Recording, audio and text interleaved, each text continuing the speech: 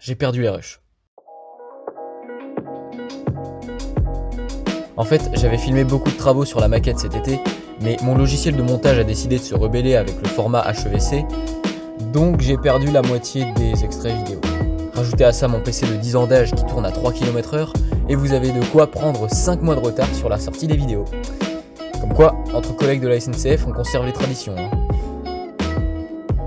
Pour ce qui est des décors, j'ai, comme chaque année, refait la peinture des sols et des roches, et... C'est pas possible, j'ai l'impression de me répéter chaque année. Bon, vous savez quoi ? On va faire ça vite. J'ai refait les routes, j'ai fait le skatepark, j'ai fait la déchetterie, je les ai pas reliés par un chemin comme je l'avais dit, j'ai fait pousser une colline, j'ai fait des bus, j'ai fini la résidence, mais j'ai toujours pas de mairie ni d'hôtel de ville. Après, il y a 2 modifs dans le décor dont je voulais vous parler. En plus d'avoir prolongé le quai et de l'avoir aménagé d'un abri, j'ai complètement repensé le parvis de la gare. Cette fois, on a une vraie gare crédible et équipée avec une voie de bus, un espace taxi, des parkings et un terre-plein central avec des accès piétons. Enfin, la seconde modification dont je voulais vous parler est quand même assez flagrante. Elle est tellement flagrante que j'en ai même parlé sur Instagram. Sachez juste que creuser une rivière dans du bois avec une perceuse parce que t'as pas de scie pendant la canicule, c'est vraiment pas simple.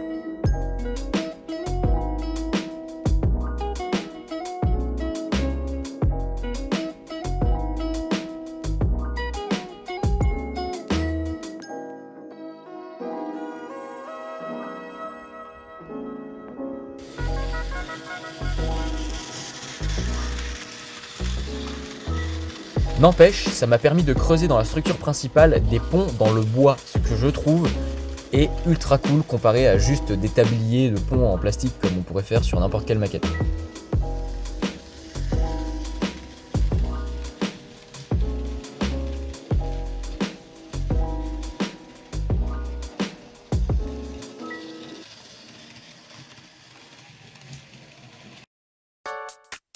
Bon, alors c'est l'heure du bilan. Le vieux train de passagers est toujours complet. Le vieux train de fret s'est vu rajouter un wagon tombereau seulement. J'en avais prévu 1 ou 2 de plus, mais j'ai décidé de me contenter d'un seul. Le nouveau train de fret est maintenant complet avec un wagon coupeur de plus, comme c'est original. Et enfin, je dois vous parler du nouveau train de passagers. J'ai bien réfléchi à la faisabilité d'une UM2 avec mes 2 X73-500, mais comme je vous l'avais expliqué dans l'épisode 8, c'est trop compliqué. Ça arrivera peut-être un jour, mais là c'est pas la priorité. Alors, pendant les vacances, je me suis rappelé que j'avais un ICE3 Minitrix qui marchait très bien, et une réflexion m'est passée par la tête. En vrai, il n'y a pas des masses de TER à l'échelle N. À part les Corail TER et les 73-500, il n'y a que ça. Il y a bien des X2200, mais c'est rare et cher. Après, j'ai bien un ICE, mais bon, c'est allemand. C'est dommage qu'il n'y ait pas de TER Trikes. Enfin, si, il y a bien les ZTER, mais bon. Eh mais attends 2 secondes!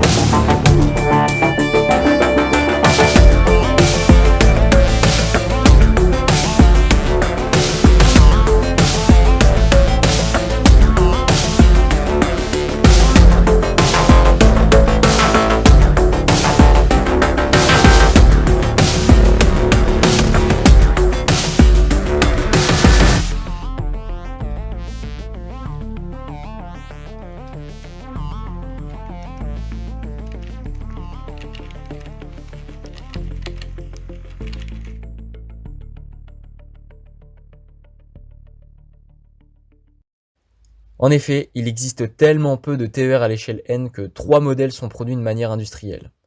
Les voitures Corail TER, les X2200 TER et les X73500 TER. Ce modèle de Z21500 TER est le seul et unique modèle présent dans le monde entier. Autre anecdote à propos de ce train, il n'existe tout simplement pas en maquette, même en HO. Il y a bien un autre modéliste/maquettiste qui essaie actuellement de concevoir un Z21500 en HO. Il s'appelle Theo Untrack, et là c'est un autre niveau de conception. Si vous êtes intéressé par son travail, je vous ai mis le lien de sa chaîne YouTube et son Twitter en description. Alors maintenant, il reste encore beaucoup de décors à faire. Notamment la rivière à finir, les peintures de toutes les surfaces à finaliser, le flocage à refaire sur certaines zones, la replante des arbres en lichen. Mais d'ici l'épisode 10, j'aurai sûrement le temps de tout faire. Enfin, si j'ai le temps entre ma vie active et les études. Sur ce, merci d'avoir regardé cette vidéo et à la prochaine.